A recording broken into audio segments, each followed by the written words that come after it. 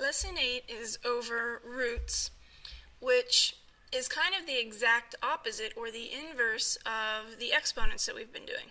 Okay? So we're going to kind of change gears and start working on the inverses of exponents. Okay? So for your vocabulary startup, go ahead and fill out this model here. Your word is square root. So write what you think this word means. How does this word fit with other words and concepts I know? Are there parts of the word that I recognize? And what makes this an important word for me to know? So pause the video, go ahead and fill that out, and then we'll compare answers. Okay, I think this word means, the opposite of squaring. So if you had something like the inverse of squaring something, you are right. How does this word fit with other words and concepts I know? It goes with exponents. Okay, the squaring, it goes with exponents. What makes this an important word for me to know? I can undo squaring a number. So when you square something, you can undo it by taking the square root. Just like multiplication, you can undo multiplication by doing division. They're inverses of each other. Are there parts of this word that I recognize? Well, I hope that you recognize the square part, okay? It's just like squaring, and we're going to talk about cube roots as well. It's just the same, it's the inverse of cubing something, you take the cube root of it. Let's take a look at some examples here. Okay, let's talk about square roots first.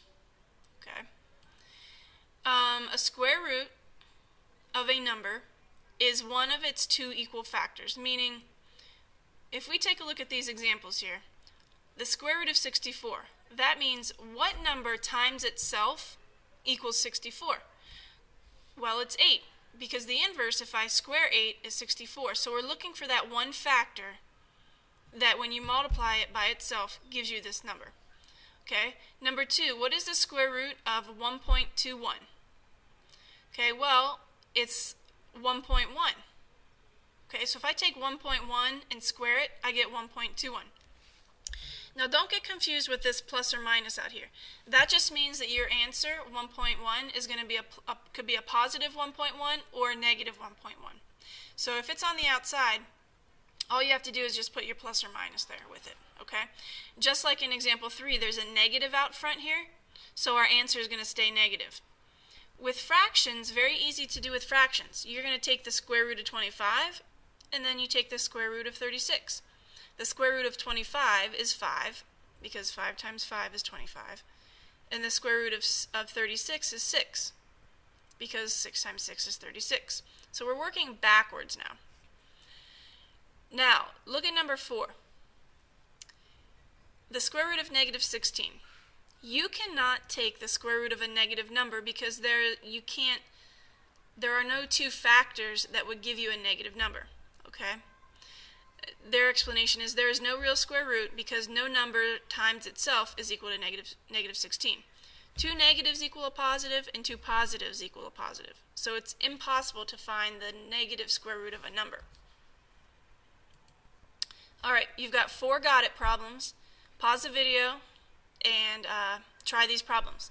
Make sure you pay attention to the signs out front. Okay? Okay, let's see how you did. The square root of 9/16. Well, we're going to take the square root of the top and the square root of the bottom. And the square root of 9 is 3. And the square root of 16 is 4. So the square root of 9/16 is 3/4. Okay, let's look at this one. The square root of 0.81. Well, if I plug that in my calculator, 0.9, and we're going to bring down that plus or minus. So we would say this plus or minus 0.9. Okay, the square root of 49. Square root of 49 is 7, but since we have that negative out front, it's going to stay a negative 7. Okay. Now D, we have the negative on the inside. When the negative is on the inside for a square root, it can't happen. No solution for this one. Okay, we cannot do it. Okay, we're going to move into some equations now. But it's the same thing, okay? Remember when you're solving equations, what you do to one side, you do to the other. Okay, well that's what we're doing here when we're solving equations with square roots. We have t squared equals 169. All right, to get t by itself, because right now it's t squared. We don't want t squared. We want t. We're going to take and we're going to square root both sides. So the square root of t squared is t. Okay, and the square root of 169 is 13. But we could have a positive 13 or a negative 13, because negative 13 times negative 13 is a positive 169, and 13 times 13 is a 169. So this, you actually have two answers, a positive and a negative. Okay? So pause the video. I'll do the first one with you. Okay, let's look at the first one so you know how to set it up. We have 289 equals a squared. Well, to do the inverse, we need to take the square root of both sides. The square root of a is a, and the square root of 289 is 17. But again, we could have a positive 17 and a negative 17 works here, because negative 17 times negative 17 is a positive 289. All right, pause the video and you try F and G. All right, let's see how you did here. If we take the square root of both sides, okay, the square root of m is m, and the square root of 0.09 is a positive or a negative 0.3. And you can write it like this, plus or minus 0.3. You don't have to write a positive 0.3 and then a negative 0.3. You can be lazy like me and you can just put plus or minus. Okay? For g, y squared equals 4/25. Let's take the square root of both sides. The square root of y squared is y, and the square root of 4/25 is 2/5, a positive 2/5 and a negative 2/5. Okay? All right. Now let's move into cube roots. Cube roots are almost the exact same thing, except instead of looking for a number that's being squared, we're looking for a number that's being cubed. Okay? So for example, the cube root of 125, we're looking for what number multiplied by itself 3 times equals 125.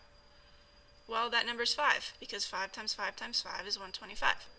Now, in your calculator, you have a button, I think it's above your square root button, that looks like this. Okay? To type this in your calculator, you have to type your cube root first. So this is what you would punch in your calculator. The 3, then the second button, and then this, and then you would type 125. So it's 3, this button right here, second, and then this button right here, which is above your square root sign. And then you would type 125, and you should get 5. If you have trouble, let me know and I'll show you on your calculator. Okay? Okay, now if we take the cube root of a negative 27, we can get a negative 3. This is a little bit different than the square roots because we can actually have a negative root here. Because negative 3 times negative 3 times negative 3 does equal negative 27. So that's kind of the difference between a square root and a cube root. We can have negative inside underneath the square root sign. Okay? Alright, use your calculators, pause the video, and try H, I, and J. Alright, cube root of 729 is 9. The cube root of a negative 64 is a negative 4, meaning negative 4 times negative 4 times negative 4 equals a negative 64. Then the cube root of 1000 is 10. 10 times 10 times 10 equals 1000. Okay? Let's take a look at one more example. We'll do a word problem here. It says Dylan has a planter in the shape of a cube that holds 8 cubic feet of potting soil. Solve the equation 8 equals s cubed to find the side length s of the container. Well, we're just going to take that equation and like we did with the squares, and we're going to cube root each side. So the cube root of s cubed is s. The cube root of 8 is 2. Okay, look at K. An aquarium in the shape of a cube that will hold 25 gallons of water has a volume of 3.375 cubic feet. Solve s cubed equals 3.375 to find the length of one side of the aquarium. So let's take this equation right here and let's solve for s. So to do that, we need to take the cube root of each side. So the cube root of s cubed is s, and the cube root of 3.3175 is 1.5. So that aquarium has side lengths of 1.5 by 1.5 by 1.5. Okay? So what I want you to do now, go ahead and flip the page, and I want you to work on the guided practice for this section, and then we will come in on Monday and check it. Okay?